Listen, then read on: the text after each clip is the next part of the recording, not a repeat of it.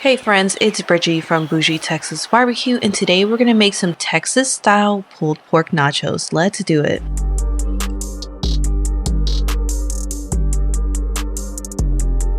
Today I'm going to show y'all how I smoke a Texas style pulled pork, and this is just one of my Texas style recipes. If you're not familiar with Texas style barbecue, it's very simple. It's just salt and pepper on top of the protein, and usually smoking it low and slow with post oak wood. Now there are other parts of Texas that switch it up and will use hickory or mesquite wood. This is just the general style of smoking Texas style barbecue, and make sure you stay tuned for the ending for a Tex-Mex twist. Let's get started. Before prepping my pork butt, I'm going to preheat my Oklahoma Joe's Bronco to 250 degrees. I'm using Oklahoma Joe's signature lump charcoal today. Make sure to spread out your charcoal before adding wood. Remember, this is a Texas style pork butt, so we're using post oak. If you can't locate any post oak wood, you can absolutely sub hickory or even mesquite wood. It's your choice whether you want to use wood splits, but I'm deciding to use wood chunks. To ensure that my fire starts properly after lighting the tumbleweeds, I'm going to make sure that it has proper ventilation.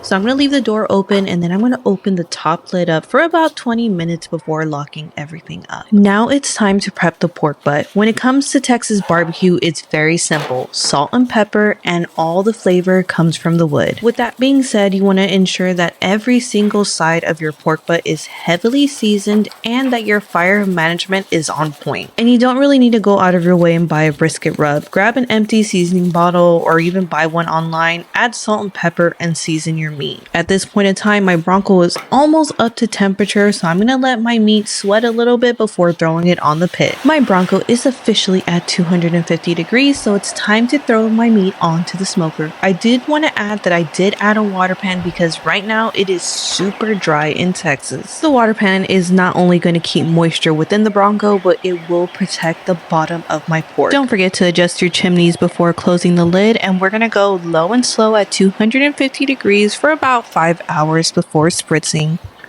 Even though I added a water pan, I decided to spritz because it is super dry in Texas. If you live somewhere where it's extremely humid, or if there's enough moisture within your smoker that you don't need to spritz, this step is not necessary. But if you live somewhere that tends to get extra dry, a water pan and spritzing might be necessary because we do need to make sure that our bark stays moist. And at this point, we're also entering the stall, so it is safe to bump the temperature up to 275 degrees until your pork butt is probe tender. With that being said, my total cook time on the Bronco today was 8 hours. So just to recap, 5 hours at 250 degrees, and then the last 3 hours were at 275, and these were my results. My pork butt looks amazing. Now at this point, it's up to you if you want to wrap it during the rest. I'm choosing not to wrap it. I'm just going to let it rest in this disposable pan for at least a couple hours before shredding. Now when I say a couple hours, I actually mean I wait till my pork butt drops to an internal temp of 150 degrees before shredding. Don't be fooled by this dark bark. This pork butt definitely did not disappoint. Your pork should fall apart easily, but it shouldn't feel mushy while shredding. If it does look mushy, most likely you overcooked your pork, but that's okay. And as you can see, this pork butt got a beautiful smoke ring along with a beautiful bark, so I'm really happy with this cook. Now some of y'all might be thinking, what's so bougie about a Texas style pulled pork? Well, here's the twist ending. It's what you do with your Texas style pulled pork that's gonna make it extra bougie. Because we seasoned this pulled pork with nothing but salt and pepper, it's a universal pulled pork, so you can make pretty much anything with it. Today, I'm going to make some Texas style pulled pork nachos. And because everything is bigger in Texas, we are going to pile on these nachos. So on top of your Monterey Jack cheese and chips, pile on that warm pulled pork so it melts the cheese. Add some more tortilla chips, and you can pretty much stack as much pulled pork as you want. Now before these Texas flies try to beat me up to pay the fly tax, I'm going to hurry up and add some queso.